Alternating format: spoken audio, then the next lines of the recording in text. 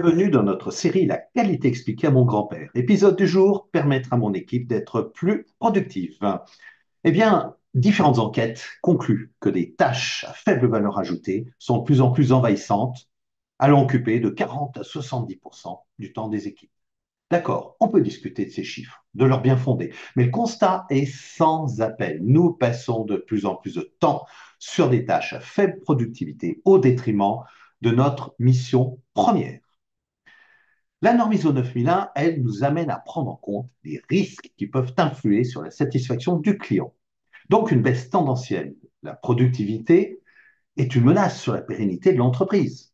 En effet, question se pose, serons-nous encore là demain pour servir le client, pour assurer la maintenance et le SAV? Une question, quels sont les acteurs devant réagir face à ce risque? Eh bien, la direction, le responsable qualité, les pilotes de processus, les managers d'équipe. Maintenant, analysons quelques causes majeures à cette baisse de productivité individuelle. En un, le tout digital. Il est clair que le numérique, l'informatisation a permis de gagner beaucoup en productivité au cours des décennies passées. En allant sur une phase maintenant du tout digital, eh bien, les bonnes intentions peuvent virer au cauchemar pour nos collaborateurs. Des systèmes complexes, des systèmes peu conviviaux, des bugs, des ralentissements, etc. Deux, la suppression des postes d'assistance administrative, ce qu'on appelait auparavant des postes de secrétaire. Alors, le numérique ne remplace pas tout, et une partie de ces tâches retombe sur les épaules des collaborateurs qu'on peut considérer comme des combattants de première ligne. Trois, l'excès de reporting.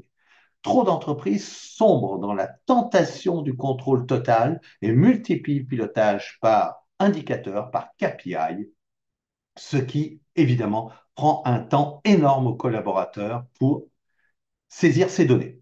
4. La confusion entre qualité et multiplication des procédures. Jamais la norme ISO 9001 n'a exigé que l'on crée de la complexité pour la complexité. À partir du moment où on confond qualité et multiplication des procédures, on ne respecte pas l'esprit fondamental de la norme ISO 9001. 5. Le miracle, soi-disant, de l'organisation en mode projet. Qu'est-ce qui se passe?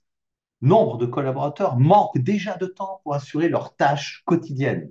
Alors on leur rajoute une organisation en mode projet avec des projets multiples, on comprend le problème. 6. Le grand retour de la réunionnite. Alors ce retour est même dopé par la multiplication des situations où on a du travail en mode distanciel. Problème, pendant ce temps, qui fait le travail quotidien? 7. L'avalanche d'emails internes. Rien de nouveau, mais c'est un accroissement. Or, quand on constate à minima qu'on a 20 mails internes par jour et qu'on met 3 minutes pour traiter chaque mail, combien de temps total ça va déjà prendre par jour? 8. Le télétravail, pour le meilleur et le pire. Alors, hors de question de remettre le bien fondé du télétravail en cause, mais fréquemment, nous avons des temps de décision, lorsqu'on doit prendre des décisions à plusieurs, des temps de décision multipliés par deux ou trois, puis aussi toute une foule de tâches quotidiennes qui retombent sur les collaborateurs présents à ce moment-là. Donc oui, réagir est indispensable. Ce n'est pas qu'une question de productivité immédiate, c'est aussi l'enjeu de la démotivation des collaborateurs face à l'envahissement de tâches sans grand intérêt.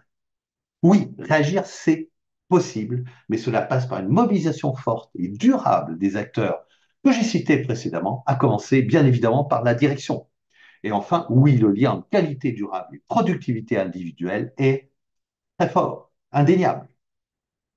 Je vous remercie de votre attention et je vous donne rendez-vous pour le 11e épisode de notre série.